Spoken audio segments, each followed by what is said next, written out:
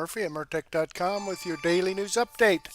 Okay, here we are on February the 16th in the year of our Lord 2026, and I've got a lot of great information for you tonight as usual. Sorry I'm a couple of minutes late. I had some technical issues to take care of, but let's jump over here to Murtech on Rumble. This is the live stream we're working on tonight, episode 1840. Let me jump into that. Let me pause that. Hi, Debbie BS. Glad to see you joined us. All right, let's slide down here and click the Show More button to expand out the description box. We have information from Dan Bongino, SGT Report, Devory Darkins, and Wendy Bell Radio. But before we get into that, I do have some shout-outs to give. From Ted Rain, just started following my channel. Leanne Ejan just started following my channel. Dan K just started following my channel. VV Marie just started following my channel. So thank you very much, folks, for following my channel. I greatly appreciate that. I hope you're tuned in, and I hope you enjoy the content. All right, Debbie BS reposted my episode 1839. And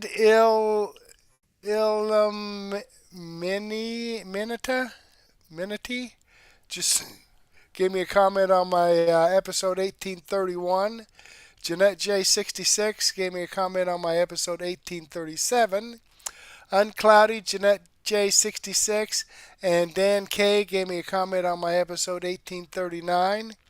Debbie BS commented on my extra 621A, and Myra Ann Loves God gave me a comment on my episode, my extra 621C. And Debbie BS gave me a comment on my extra 622A, 622B, and 622C. So thank you very much, folks, for your comments and reposting my video. I enjoy reading your feedback, and I certainly appreciate your support. So let me give that a thumbs up. Okay, well, let's get into this. Dan Bongino, the Epstein Files, Guthrie Update, and Obama on Aliens, episode 2453. Let's check this out and see what he has to say.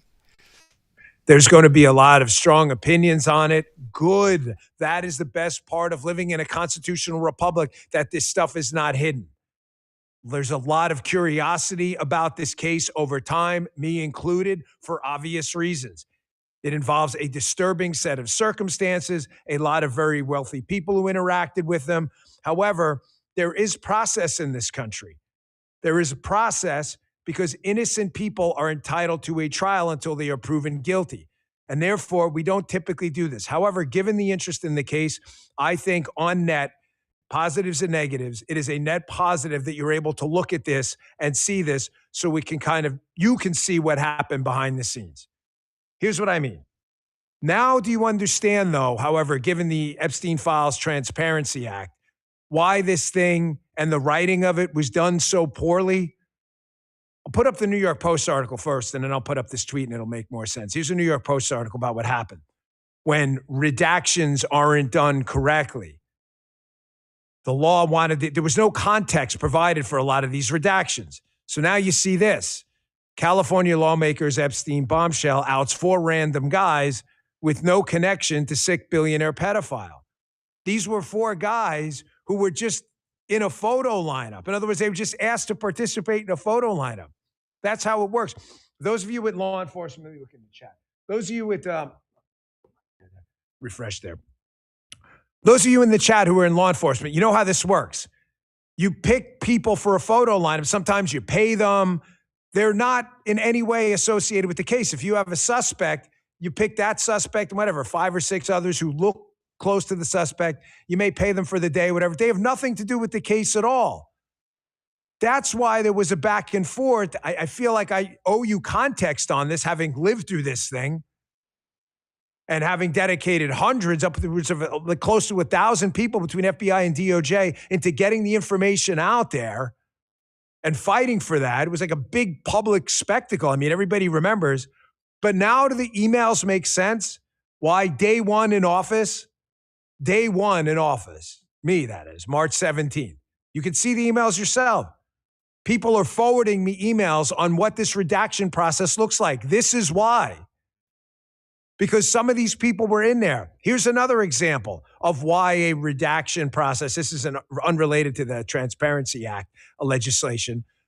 There was material in the file that was downloaded from the internet. It was not produced by Epstein or anyone in that Epstein. It was not, I don't know how to describe it, like original material. It was downloaded pornography from the internet, whatever, porn.com or whatever websites, who knows what they were. It was just downloaded porn. There was a lot of it. You can't put that out there. You can't say, hey, go to whatever, FBI.gov, and you can watch thousands of hours of downloaded porn that he watched. Nobody's going to do that, especially when some of it was CSAM, child sexual abuse material downloaded, like child pornography. You're not going to put that on a government website. That's why there was a redaction process.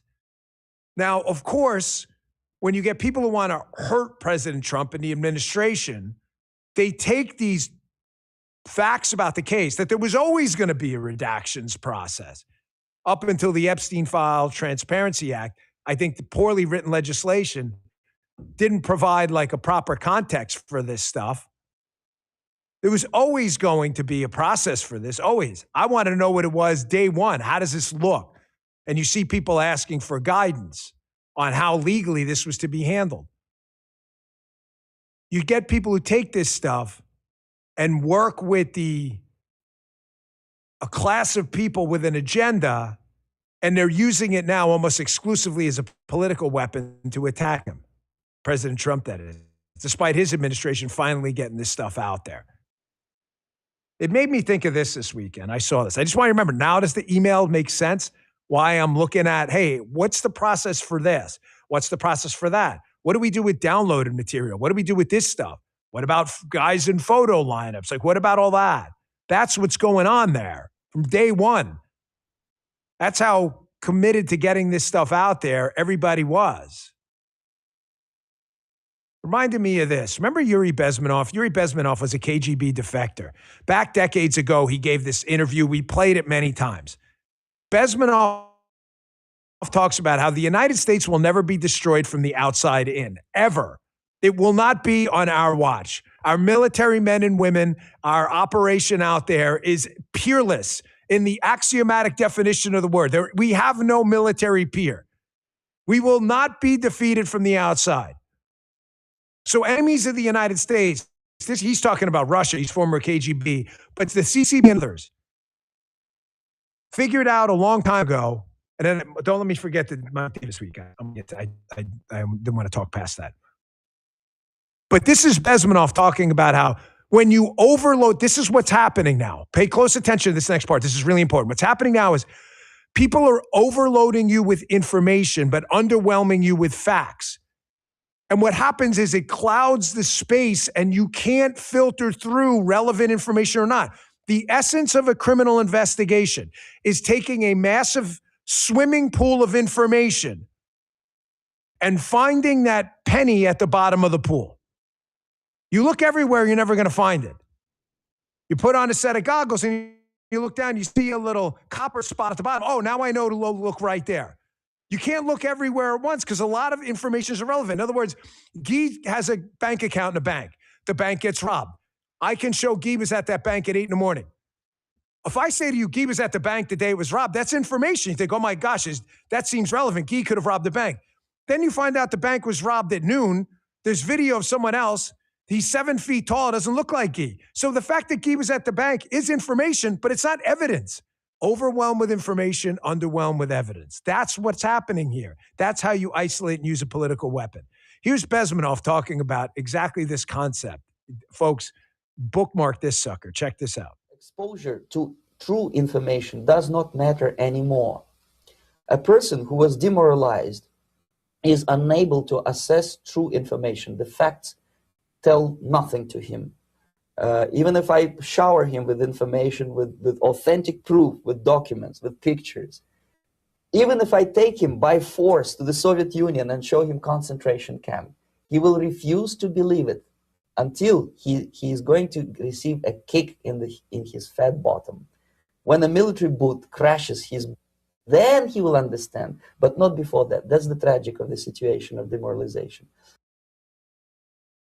Listen, I told you 1,000 times. I'm going to tell you 1,001. There are no heroes in this story. I get it. I understand. I am deeply concerned about this case. Always have been. Just go back and watch my shows on it. That's why we're talking about it the fourth time now on the show. And I feel an obligation, having lived through this thing behind the scenes, to do my best to provide some color commentary on what actually went on. If it helps, it helps. If it doesn't. But ladies and gentlemen, I'll say again, there are no heroes in this story at all. Don't put people on a pedestal. Me included. I'm not telling you, oh, look, Dan, hey, I did it. Look at me. I saved the day. No, bullshit. I'm not telling you any of that at all. This is a disturbing case with a bunch of level 10 decisions where there's a shitty decision and a shittier one. Do we redact these four guys in a lineup knowing people are going to speculate about, gosh, who were these four guys? Were they part of this ring? Were they part of a cabal of people? Or don't redact them and then, innocent people get outed. These were the decisions that had to be dealt with every day. Shitty decisions and shittier ones. That's what President Trump has to deal with every single day of his life, and everyone else at that principal level. Everyone. Mike Davis, I can't tell you about this tweet enough because it describes everything. But this is an early tweet, by the way. Mike was on this from the start. This guy's a fantastic lawyer. Mike Davis nailed this from the beginning about what the problems were going to be on the case. If anyone wants kind of a rational, reason-based approach, put that tweet up. I thought that was a hint, the Mike Davis tweet. He says, here's the problem with the Epstein mess. The FBI doesn't have the evidence many thought it did. You can see the emails on that when we're querying, hey, is there an uncharged third party here? There are not tapes with powerful men raping kids. There is not a list. Epstein's Rolodex is already public. The file is largely unreleasable for many reasons, including grand jury materials, correct, 6E material, court records under seal, was correct, child pornography and pornography in general, I explained that, victims who need to be protected, they don't want their names out there, and unsubstantiated, even double or triple hearsay and some bogus claims, which would permanently destroy the reputation of innocent people if released. That's it. Summed up. That's how it goes. Mike nailed it early on. It's a busy news weekend. And like I said, I think this weekend had a hard time and wound up putting together, and then boom, all this stuff comes out. I said, Paula, I got to rewrite the whole show. So a lot happened this weekend too. I just want to give you a quick update again on the Guthrie situation. I know it's wall-to-wall on news. Fully understand. If you want to watch it again, I'll be on Hannity tonight live. I'll be discussing a little bit. It's available on cable news. We have not dedicated an enormous amount of time to it, but I do haven't lived through a lot of these big high-profile cases. There are just a couple things to pay attention to in the coming hours and days on this. Folks, the DNA that was found inside the house and the DNA on the glove. Three things about DNA in this case, okay? There are three possible ways to hit on this. If this DNA turns out to be a suspect in the case and they have a prior sample, remember, they took swabs, buccal swabs from some people who surrounded the family, gardeners, apparently, housekeepers or whatever it may be. Small chance it was an inside job, but there's a possibility of direct connection. So there's a possibility, however, but second, you have this CODIS system that's been brought up often in many municipalities, state, local, territorial, law enforcement agencies, the Fed. You'll take a DNA sample from someone when they're arrested for a crime. It'll go into this CODIS system. They may get a hit there. That's the second way, if this sample turns out to be viable. The third way is this investigative genealogy. And a lot of you may say, well, I never gave my DNA to one of these companies, it was like the 23andMe type companies that do this type of stuff, right? Whether you gave it or not, it doesn't matter. If a family member did, it can help limit the pool. That takes a little longer. And remember, these are all probabilities. They never say with DNA, this is definitely, 100%, well, I shouldn't say, but they use probabilities. I'll leave it at that. So there's another way. So there's three possible ways. And then the second thing is, again, without giving up too much here, the purchase history is cross-referenced. I heard a couple of commentators, and they're not wrong, say, well, the backpack, the ski mask, the holster, all this other stuff. But, what have you paid in cash or all this other stuff? Folks, what you do with stuff like that, which we did in a number of high-profile cases, is you cross-reference stuff. So, yeah, say the guy who bought the bag is 1 in 25. And then a similar matching guy bought the holster. And then another similar matching guy. Now you've got 3 pieces of data you can cross-reference, and that can help isolate stuff down. So enough on that. You're going to get a ton of it. And, oh, by the way, back to, sorry, I didn't mean to miss this too. On the Epstein thing as well, there are a lot of people mentioning there. I always got kind of annoyed that people didn't give us, the opportunity to get out and explain before they had jumped to conclusions. I don't jump to conclusions on anyone. But if you're Bill Clinton, Reid Hoffman, Bannon or others out there, then, I'm not jumping to conclusions on anything. However, I've spent 4 shows now explaining what we did and why. It's up to you. If you agree with it, don't agree with it, like it or don't. It's fair game. I'm fair game, was a public figure. But people called for transparency, and now you got it. So, now it's your turn. All right, there you have it, folks. And that's right. People called for that transparency. I think it was more transparent than they anticipated. But there you have it. You get what you ask for sometimes. Let me click on this Rumble link and show you that this video does come Even from double Dan or triple. Bongino. I will include this in my daily news wrap-up so you can see the rest of this great information. This video does come from the Dan Bongino Show. I'm following his channel. I've given him a thumbs up. I hope you do the same thing for me. All right, jumping back here. Anybody else want to chat with me? Debbie BS. Anybody else out there? Feel like chatting? Okay, here we go. SGT report. Epstein's PIZZAGATE. Evil reaches critical mass with attorney Todd Callebnder and Dr. Vliet. So let's check this out and see what they have to say. In the world. I'm so happy to have back attorney Todd Callebnder and Dr. Vliet after a month. Guys, welcome back. Can you believe how much changes in just a month? It's insane.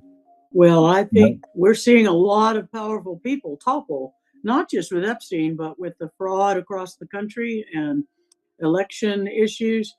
They are really moving rapidly. I think 2026 is the year of action, and 2025 was the year of preparation.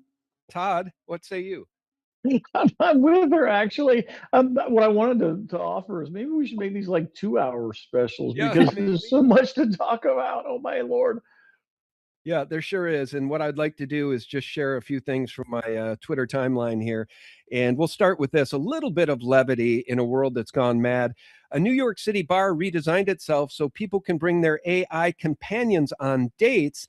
One woman caps her usage at 3 hours a day because it can be addicting. 3 hours a day talking to someone who doesn't exist, and she thinks the cutoff is what makes it healthy. That's pretty funny. Well, here's a gentleman that really loves his AI companion. His only complaint, he can't talk dirty to her. Do you live by yourself? Do you live by yourself? It's close. It's close. The biggest problem I have is that you cannot have X-rated conversations. Yeah, that's the biggest problem, I'm sure. By the way, I had to retweet that and just point out to folks that the 2013 movie titled Her, starring Joaquin Phoenix, was predictive programming. The whole movie is about Joaquin, in that movie, falling in love with his digital assistant. We'll scroll up. Here's Donald J. Trump talking about his successful meeting with Bibi yesterday as we're having this conversation. But ultimately, war with Iran is up to him, he says. Many of us wonder, is it? Is it? And here's Pam Bondi screaming at an Epstein victim. Have you seen the stock market? I can go slow ahead. Come on down and chump some of this shit.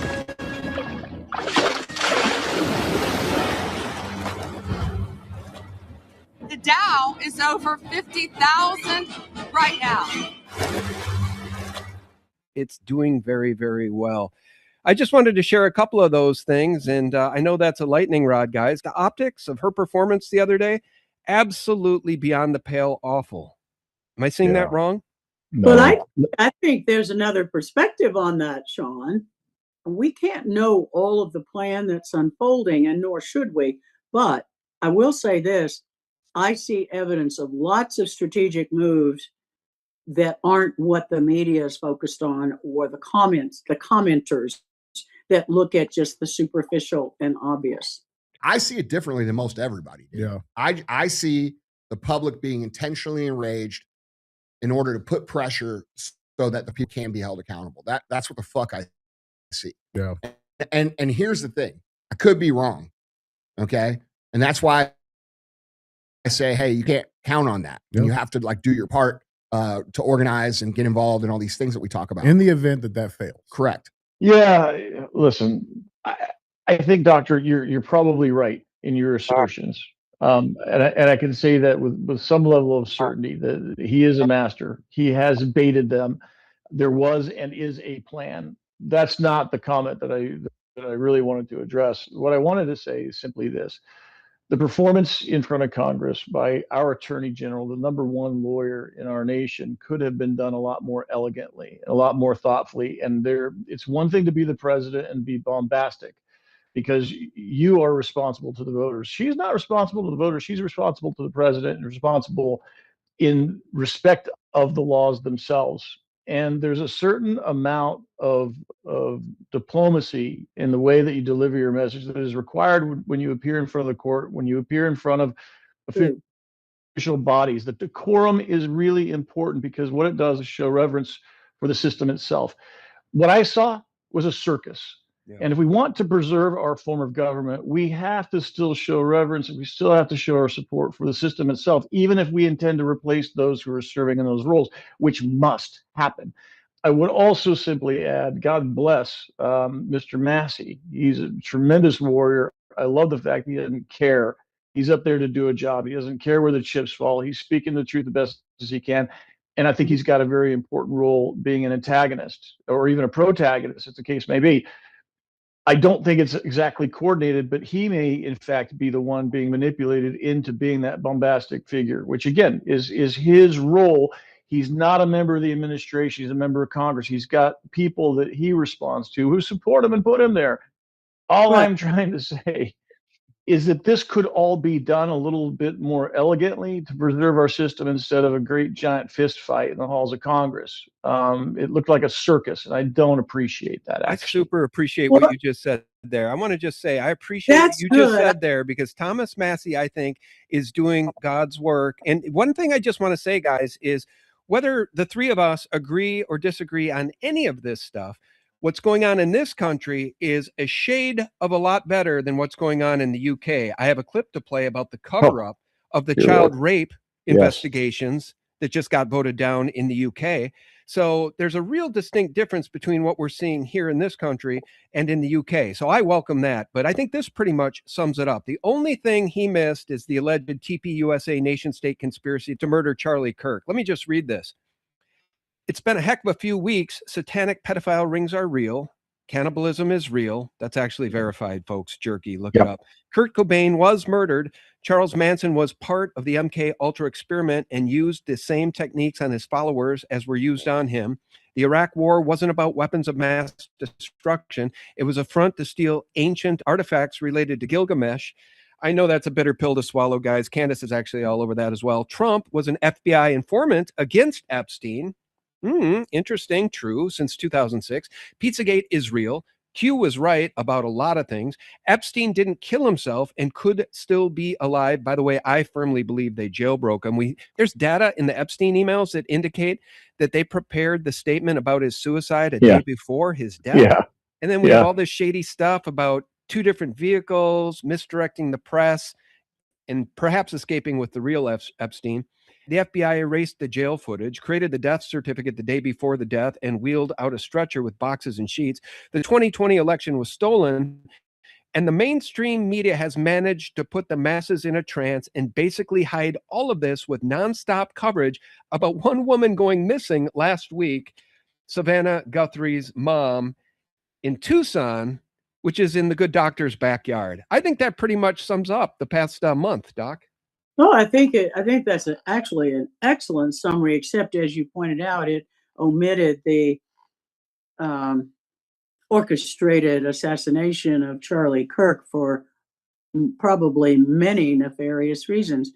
And I particularly appreciated Todd's comment about maintaining the decorum and respect for the rule of law and our system.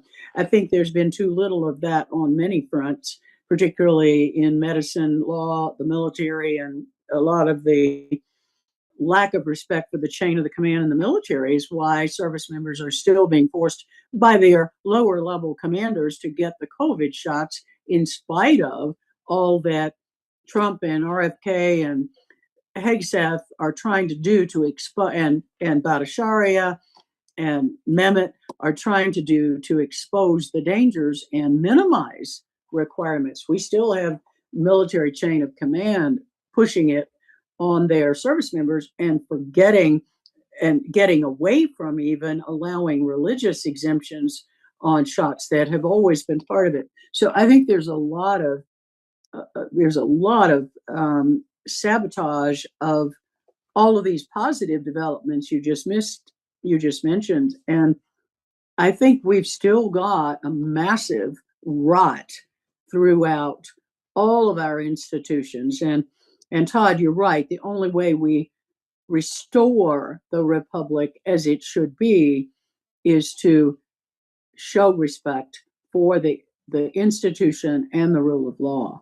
Yeah, and indict bad people that rape and murder children. By the way, I just want to share with the audience the good news that some of the files have been unredacted, thanks to Massey and Korana and Ro Khanna.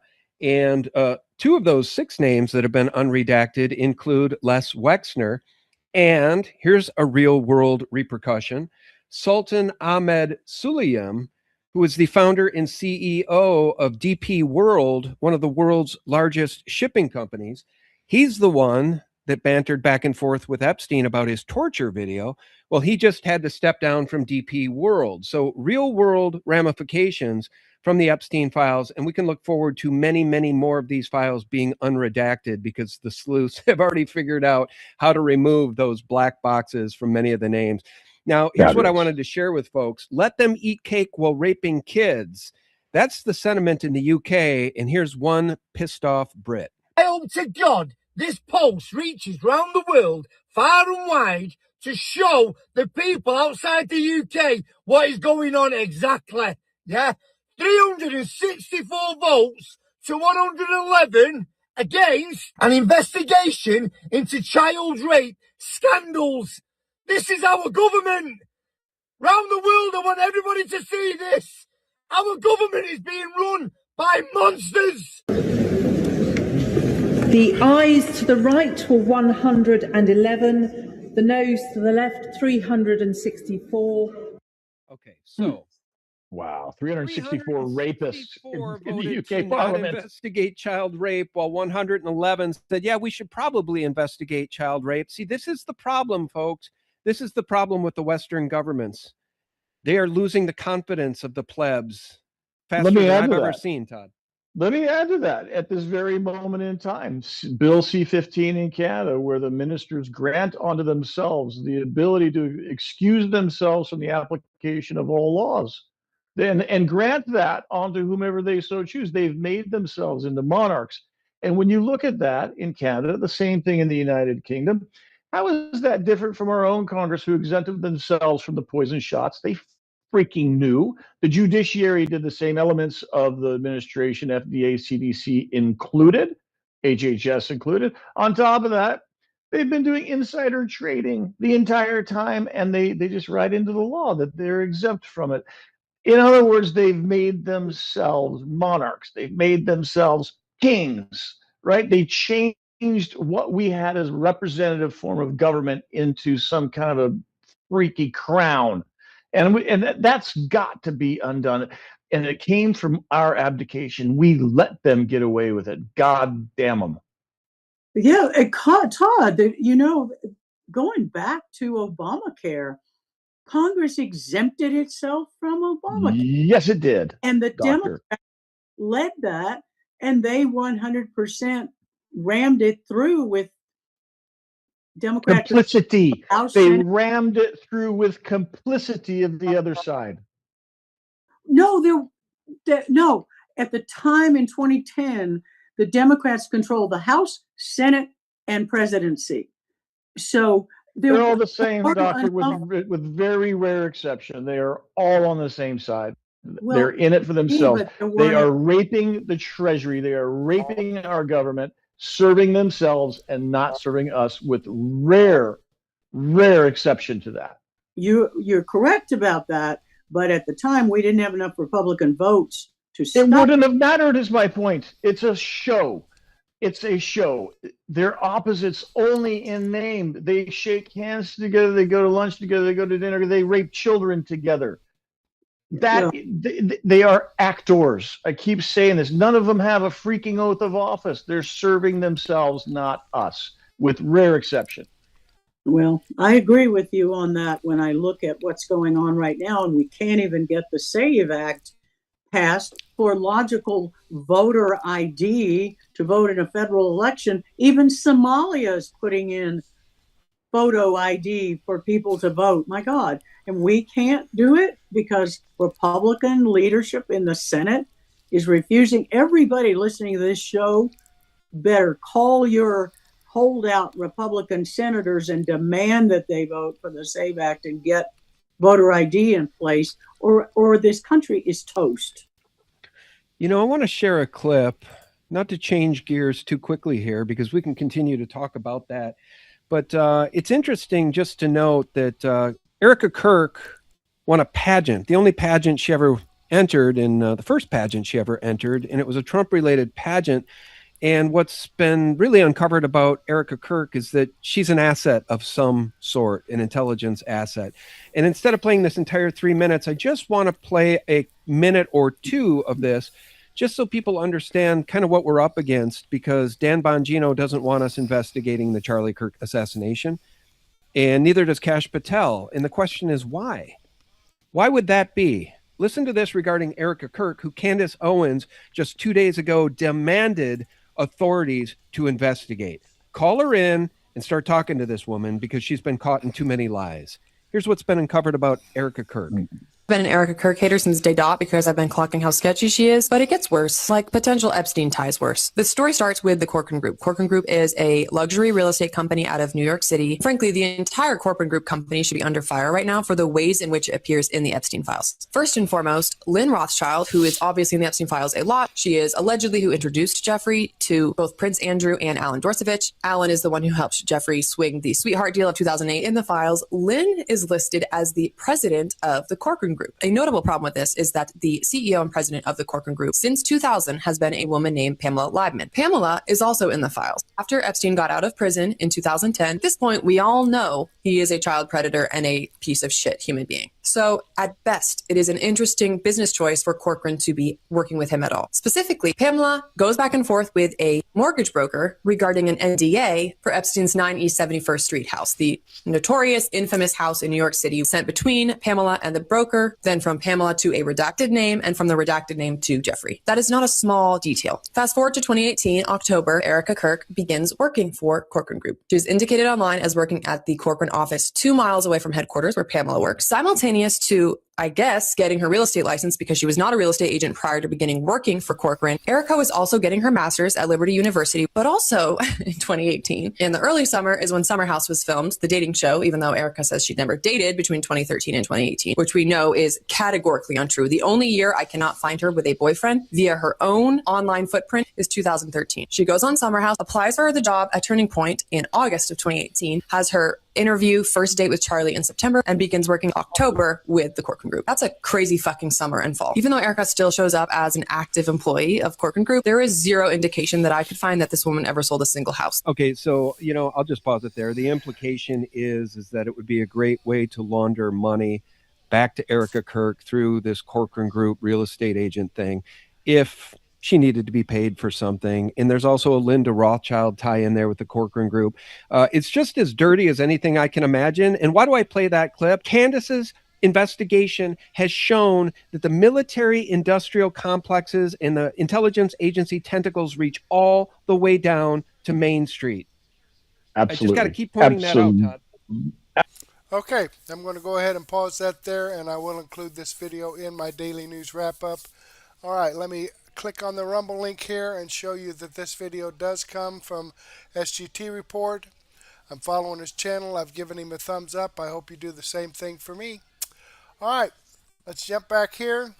See what Devory Darkins has to say about Hilary Clinton stuns herself as she goes off script and gets humiliated. Okay, well, let's check it out here and see what that's all about. So another humiliating update coming out of Munich, Germany. This time it involves Hilary Clinton, where she stuns, contradicts, and gets humiliated all in the same conversation on this panel. Also, Chuck Schumer himself was confronted by CNN on his Jim Crow talking points regarding voter ID. So we'll get to all of this in this video. But first, like this video, share this video. Please leave a comment down below, share your thoughts, and do not forget to subscribe to our channel. Let's start with what she had to say. Migration has been a huge flashpoint. More people were deported under a husband and Barack Obama without killing American citizens and without putting children into detention camps than were in the first Trump term or this first year of Trump's second term. And I think we need to call it for what it is. Secretary There is a Clinton. legitimate reason to have a debate about things like migration. It went too far. It's been disruptive and destabilizing, and it needs to be fixed in a humane way with secure borders that don't torture and kill people. Now, imagine how skillful you have to be to not only stun the panel, go off script and contradict your party, and then at the same time get humiliated by another deputy foreign minister from a different country. That's exactly what she accomplished at this security conference. We'll get into it all here in the following clips, but I just want to say this. There's no question that Bill Clinton is the grandfather of deportations. It's no question that Barack Obama was named the deporter chief. But it's also no question that those two presidents never had to face what the Trump administration has faced, where unvetted illegal aliens came into the country. There's a difference there, and she refuses to admit it. Now let's get into her statement regarding Ukraine, which led to her getting destroyed. Watch this. I think that the Trump administration's position toward Ukraine is disgraceful. I think the effort to force Ukraine into a surrender deal with Putin is shameful. I think the effort that Putin and Trump are making to profit off the misery and death of the Ukrainian people is a historic error. Yeah, I think it's another day and another example of how far people in America will go that hate the president. Like Hillary Clinton, Gavin Newsom, AOC, Gretchen Whitmore. All of them had one thing in common, which was to push woke ideology, globalism, at the same time bash the president. Now, having said that, let's go to the Deputy Prime Minister and Minister of Foreign Affairs of the Czech Republic. His name is Petra Makinka. I believe that's how you pronounce his name. Here he is obliterating everything she just said. Peter, do you agree that the Trump administration's actions on Ukraine have produced a rift in the West? Well, first, I think you really don't like him. You know, that is absolutely true. But I really, not only do I not like him, I don't like him because of what he's doing to the United States and the world. And I think you should take a hard look at it if you think that there is something good that will come out of it. Peter, what I think Trump is doing in America, I think it is reaction for something that, for some policies that really went too far from the regular people, too far from reality. So, you know, we saw the cancel culture. We saw the woke revolution. I don't agree with the gender revolution, the climate alarmism. Which gender? Women having their rights? No, let Peter go on. I think there are two genders, but some of us think that there is more than one, or more than two gender. I think there is male and female, and the rest probably is a social construct. So let's just pause right there. When you have foreign nations recognizing the local virus that has affected this country, you know our society has issues. Now, she laughs it off as if it doesn't mean anything. But newsflash, Just like people who think like her are outraged by the Trump administration's position on that very topic, the people who are part of the Trump administration and support the president are just as much outraged. And that's the issue in our society. Both sides are just as outraged at what's happening or what has happened. But the fact of the matter is you can't argue with truth, biological truth, spiritual truth, that there is a man and a woman and that's it. It's worked for centuries on end. Now, all of a sudden, we're supposed to throw it all in the trash? No, I just don't buy that whatsoever. So this is something that went too far. But does that justify selling out the people of Ukraine who are on the front lines dying to save their freedom and their two genders, if that's what you're worried about? Can I please finish my points? I'm sorry that it makes you nervous. I'm really sorry for that. Make me nervous. It makes me very, Can we let Peter finish, please? Can we let Peter finish, please? I have to say one more thing. You said that Ukraine fights for our future and for our freedom. I think first, Ukraine fights for Ukraine's future, Ukraine's freedom, and Ukraine's sovereignty and independence. So we should help them, of course, but I see on some people in the West, they are trying to help the Ukraine. Yeah, see, there are two things there. Number one, this is what happens when you say the truth out loud. People cut you off. They seek to silence you. In fact, they get upset. When Hilary Clinton, someone who knows what pressure feels like by running for the presidency, is getting upset on a panel like that over an issue like that, just shows you their side doesn't really want to have a conversation. It's either their way or the highway. Now, conservatives, on the other hand, I would argue we're much more tolerant. They're intolerant. And the second thing here regarding Ukraine, I mean, at this point, the American people do not want their tax dollars going to that war. Because if the politicians had it their way, they'd keep funding it with our tax dollars. All right, let's go to our next update. And this isn't. All right, let's go to our next update, which is a humiliating one regarding Chuck Schumer. He was on CNN this morning. And again, he gets confronted with the facts and he can't handle it regarding immigration enforcement and voter ID. Let's start with this first clip. Well, what if they are going after the cartels? I understand with the roving patrols and such that you're talking about, but if in specific targeted instances, if ICE agents are going after criminals, violent criminals, members of the cartels or whatever, and you'll acknowledge that some, maybe a minority, but some of the people being picked up are that, there certainly is an understandable concern about an ICE agent's safety in that instance, Every other police department in America is unmasked. ICE can do the same. This is a rogue force. They're almost trained, it looks like, to be nasty and mean and cruel and go way beyond what ordinary police departments do. So they need to be reined in. They need to stop the violence. And the question that Americans are asking is, why aren't Republicans going along with these common sense proposals? They're not crazy. They're not way out. They're what every police department in America does. Okay, so number one, Chuck Schumer could care less about the safety of ICE agents, including their family members. Let's not forget, they had bounties put on their head. He had nothing to say about it. Again, it's another example of the justification that people on the left will make regarding ICE. They don't care if they get hurt. They just want it to stop. Number two, the problem with this type of thinking is they lose the moral high ground. Everybody should be extended the opportunity to be safe. All criminals should go. But that's not his thinking. All lives matter equally. That's not his thinking. These lives matter over here, but not these. Okay? And number three, let's just keep it real. How many people would celebrate if an ICE agent was killed today? Now ask yourself the same question. How many ICE agents would be happy if an American citizen was killed? They're not, because they know it's a problem. Let's go to Tom Homan. Here's his reaction. Why should these immigration agents be any different? And when it comes to the masks as well, cops every day, everywhere across the country get threatened in one way or another. But why have to wear all that and protect themselves when there are others out there wearing badges that don't have to do that?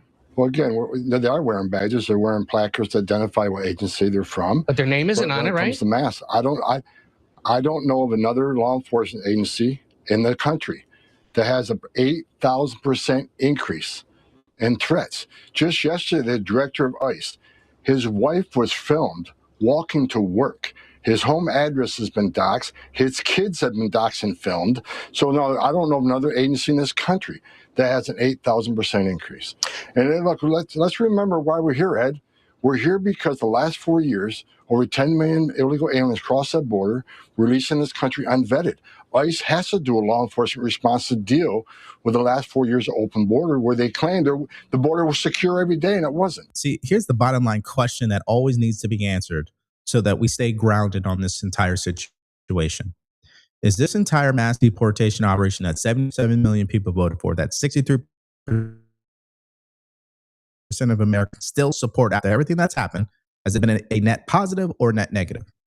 All lives matter, all lives matter equally. Let's say 5 American citizens officially have been killed by ICE. Let's blame it on the ICE agents. They should go to prison. Let's go that far with this logic. Compare it to the number of American citizens who've been killed by illegal aliens. It's in the thousands. So I think, yeah, it's been a net positive. The criminals, the pedophiles, you name them, they're getting off the streets. That's a win.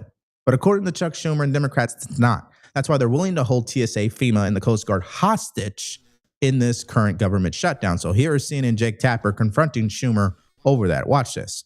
So your fellow Democratic Senator John Fetterman of Pennsylvania, who voted against shutting down the government, he pointed out that, quote, this shutdown literally has zero impact on ICE functionality.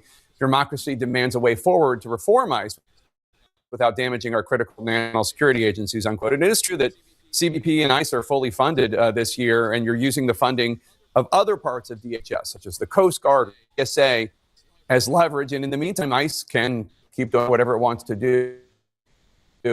So the question would be, how does the shutdown do anything to accomplish the goal of reining in Trump's immigration crackdown if ICE and CBP are not necessarily directly effective?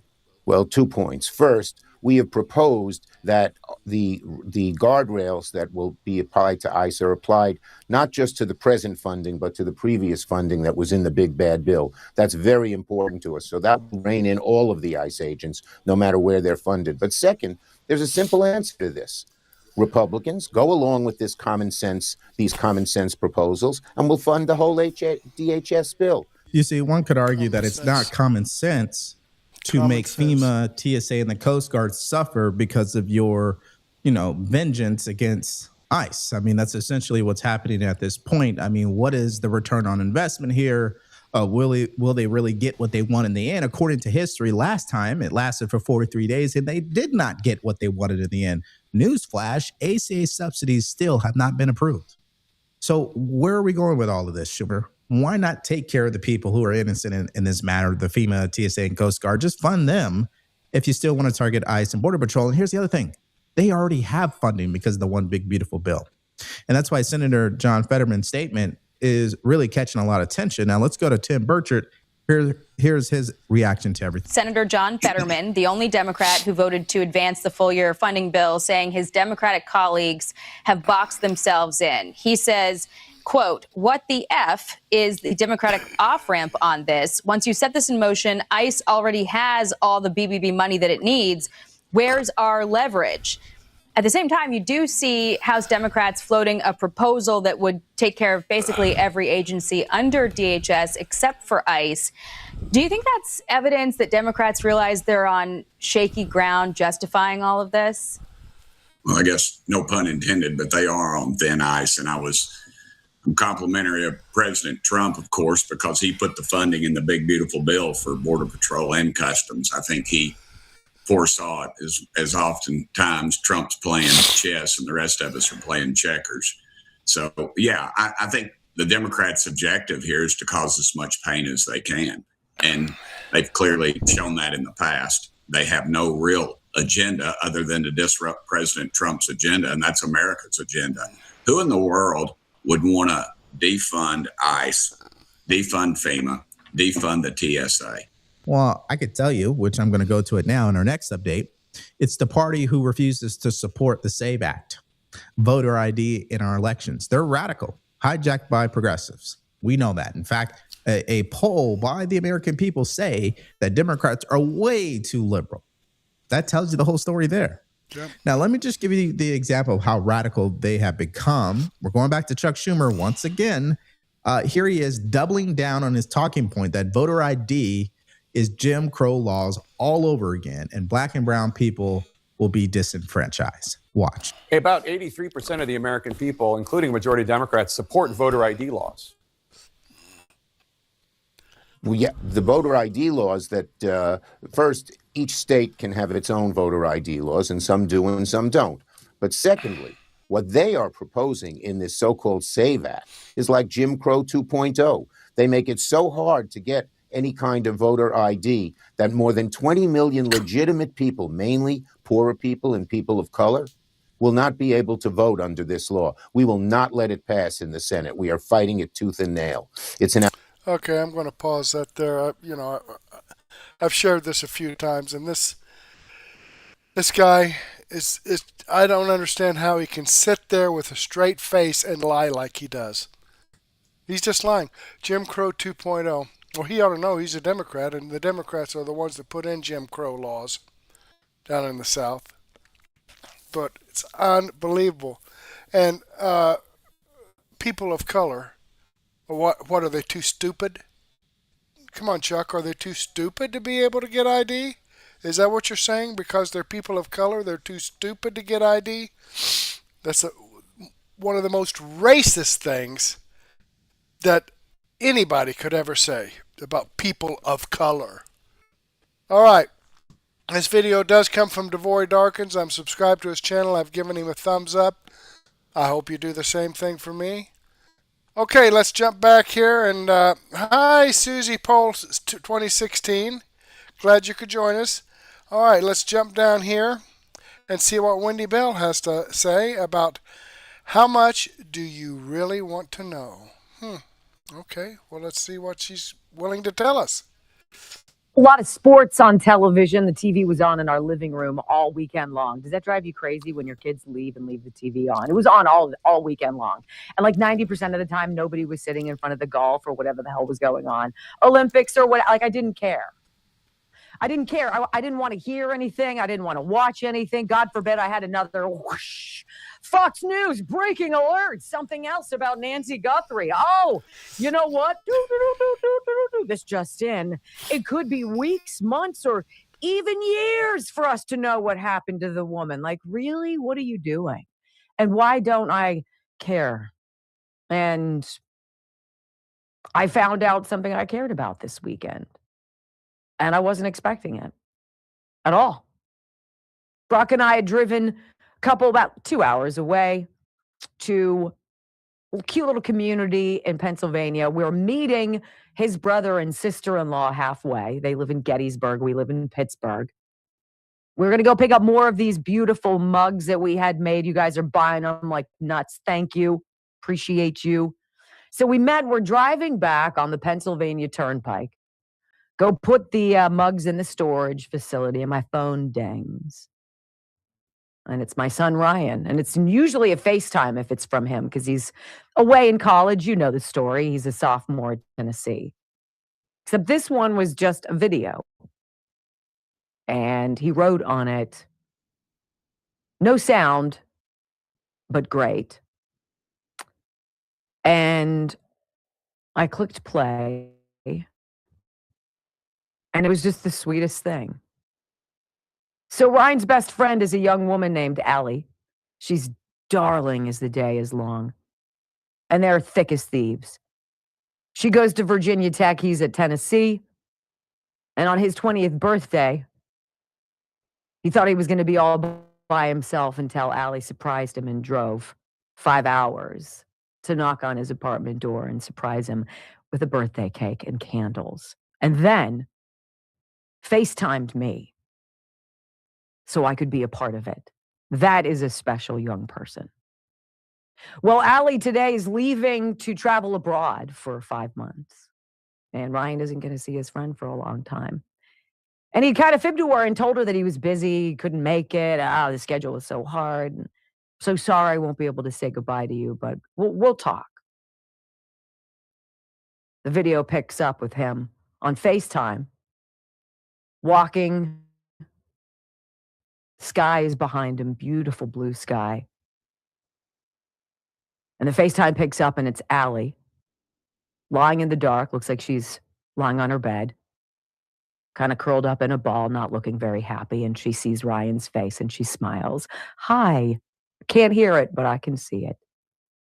And then he flips his camera around so she can see where he's walking.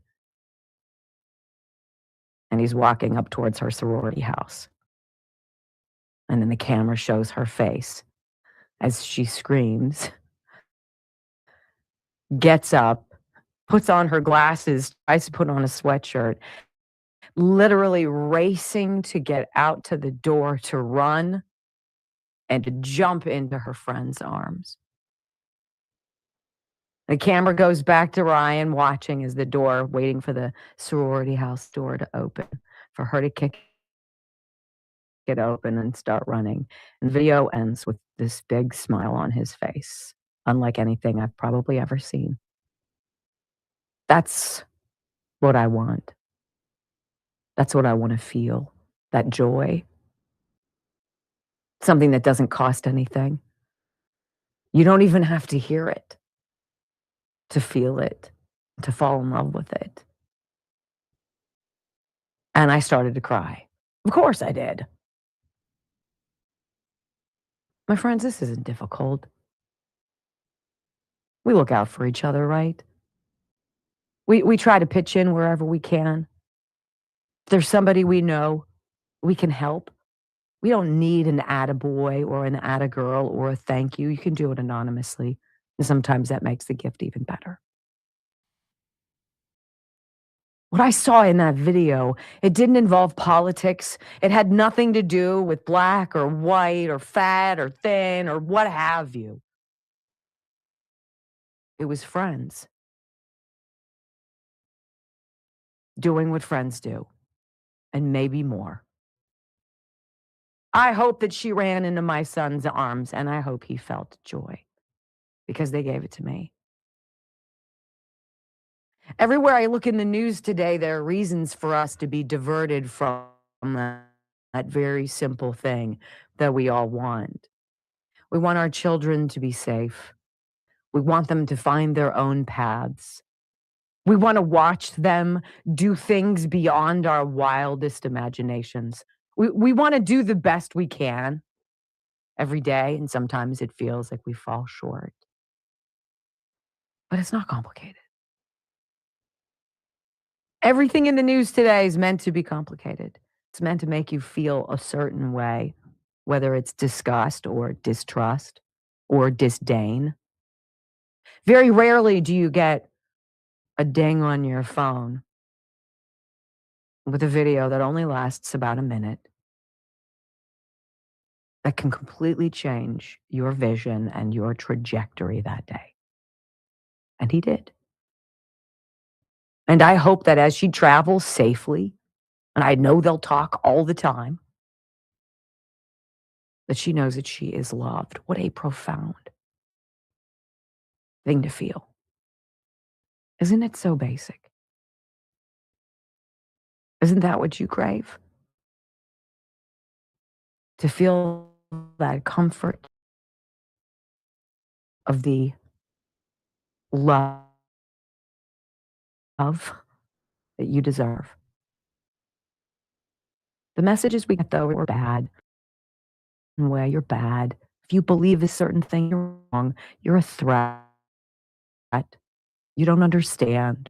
You're confused. That's not the way it is. Here's the real story. None of that can affect what you know inside of you. You know right and wrong, and you know love. What we have right now is a window into a very dark chapter of world history. It's not just in America where disgusting and depraved things are happening. It's not just in America where children are disregarded and abused as collateral. Just disgusting. It's not just in America where you have depraved people with power. We're worried about that power ending, being exposed for being the vile creatures that they are. But we focus on America because our job is to clean it up Our job is to set it straight. Our job is to fix the system, to illuminate the liars, to eradicate the filth, to stop the freaking fraud. So at the end of the day, each of us has the hope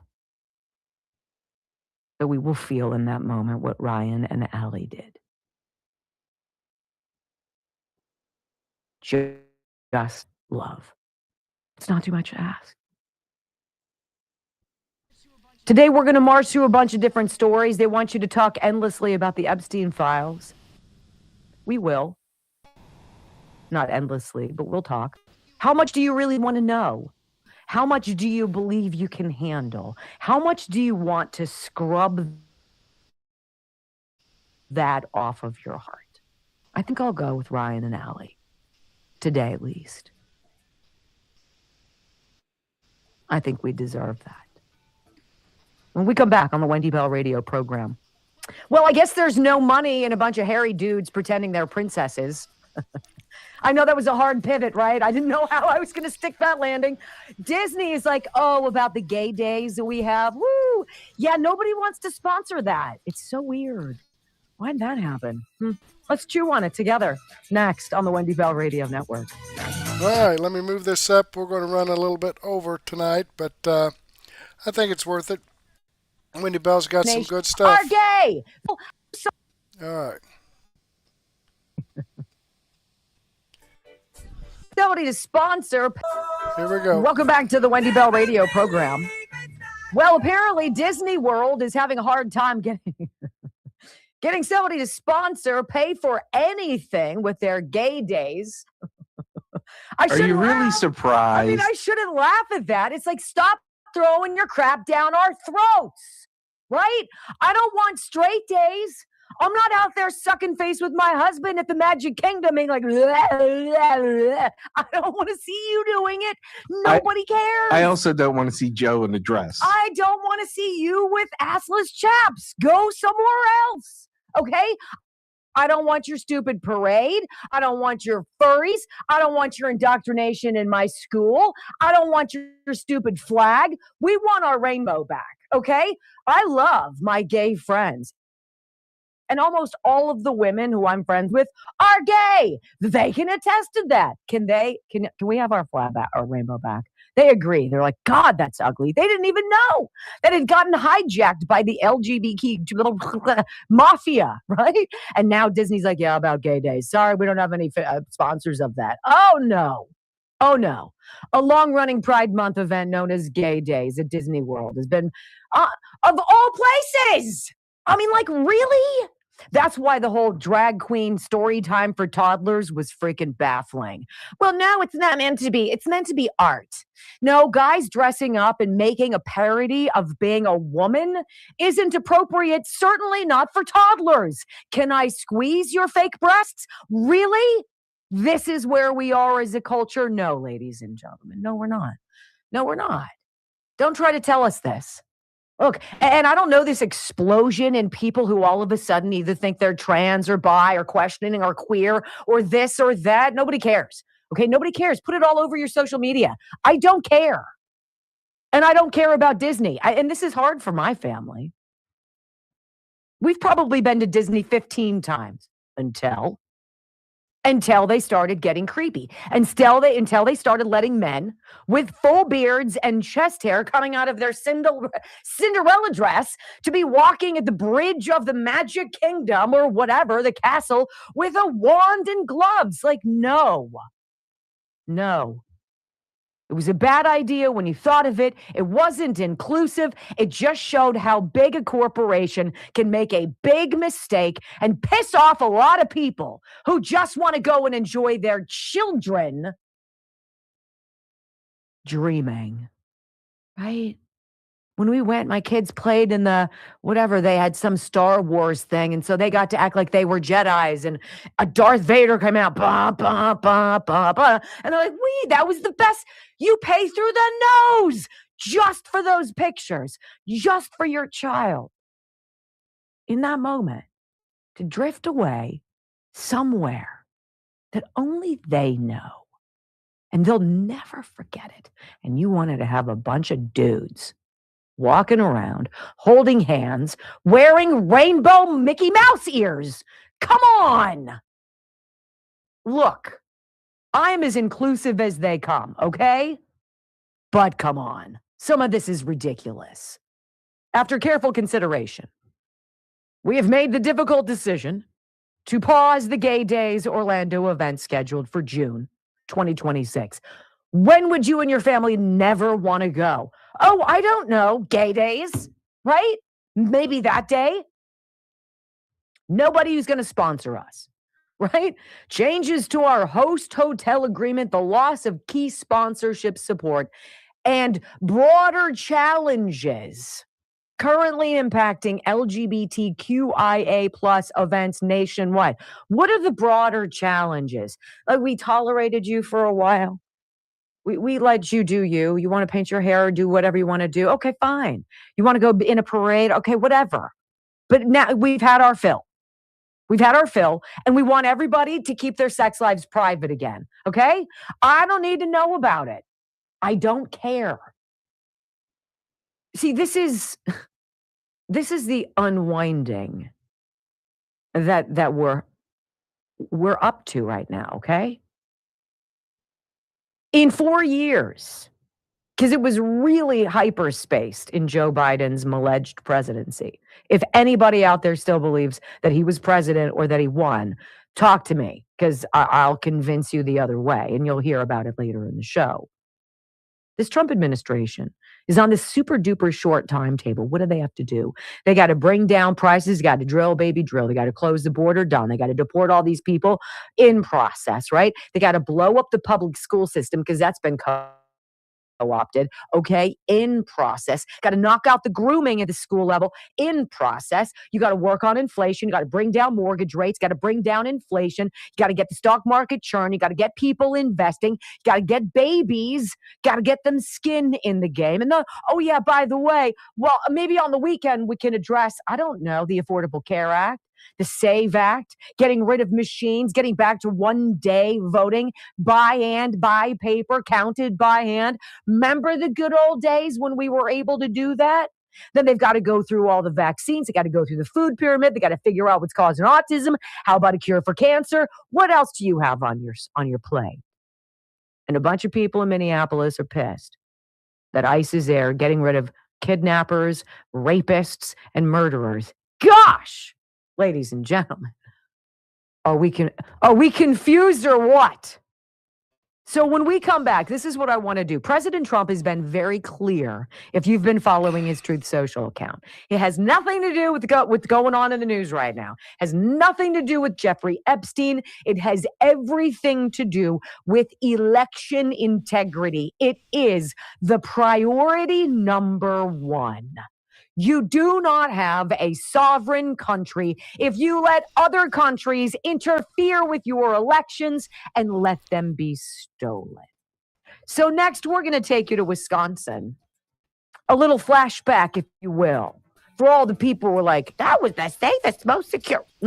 Buckle up. Next on the Wendy Bell Radio Network. Okay, I'm going to pause this here and move on, and I will include this video in my daily news wrap-up so you can watch the rest of it. Let me click on the Rumble link here and show you that this video does come from Wendy Bell Radio. I'm following her channel. I've given her a thumbs up. I hope you do the same thing for me. Okay, let's jump back here, and I just copied the live chat into a comment. So now it's a permanent part of this video. Also, remind you folks that these videos come directly from the producers. I've got the links to the videos in the description box as well as a link to the producers channel. All right. These videos that I've shared with you here are videos that I've posted on Murtech.com, where I have over 55 no-nonsense, common sense, logic, and truth videos.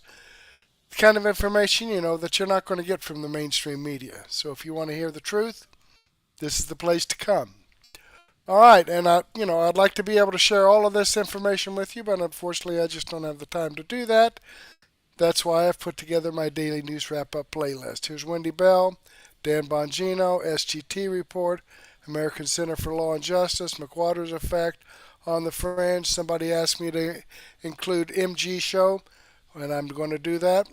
You let me know, folks, what you like, and I'll do it. X22 Report, Mel K Show, Bongino Report, and we know, got a lot of information here.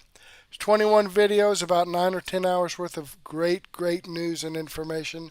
So join me back here, in about 17 minutes or 16 minutes, and we'll get this going. So I'm going to have to rush through and get this going since I went a little bit over. But go ahead and take a break, grab a donut and a cup of coffee or a sandwich and a soft drink or a beer or a nice glass of wine and some cheese, and meet me back here at 9:30 and we'll get this going. But in the meantime, I do want to thank you for being here. Hopefully, I'll get to see you again later, and may God bless. Bye.